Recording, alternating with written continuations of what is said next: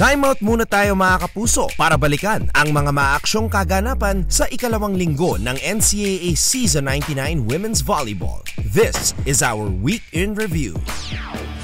Experience for the young Habakon. Nung nakaraang Biyernes, winalis ng Benilde Lady Blazers ang San Beda upang makamit ang kanilang pangatlong panalo sa torneo. Bumidan na naman sa scoring si Mitch Gamit na gumawa ng 13 puntos.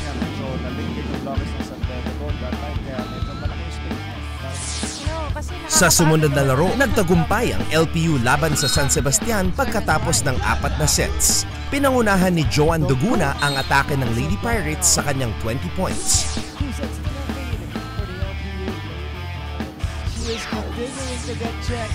On Saturday, the Letran Lady Knights shocked the league with a straight sets victory against the highly touted Perpetual Lady Altas.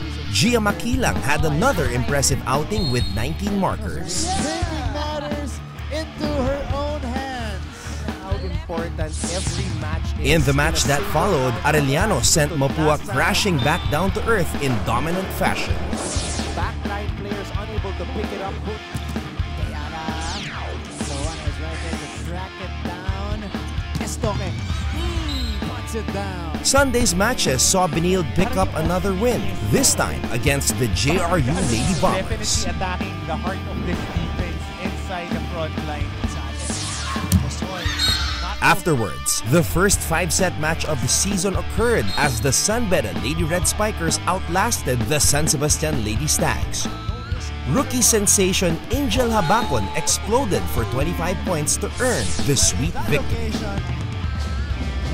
It's high risk, high reward. LPU kept their unbeaten record intact after repelling Arellano in the first match on Tuesday. Jonah Dolorito. Oh, service ace! The Lady Pirates were led by powerful spiker Jonah Dolorito, who finished with 20 points.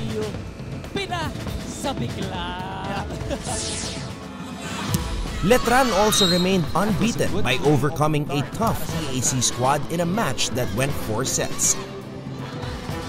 Martin, cross court. Yen Martin led the way for the Lady Knights with 16 markers.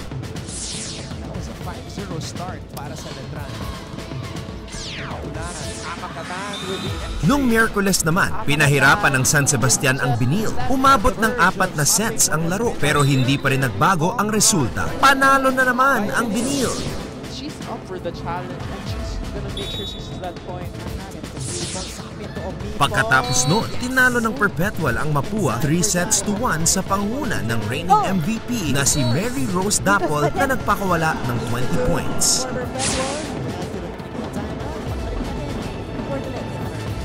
At ayan po mga kapuso, ang mga nangyari sa Week 2 ng NCAA Season 99 Women's Volleyball. Manatiling nakatutok sa GTV para sa iba pang mga highlights at updates sa inyong new heroes of the game.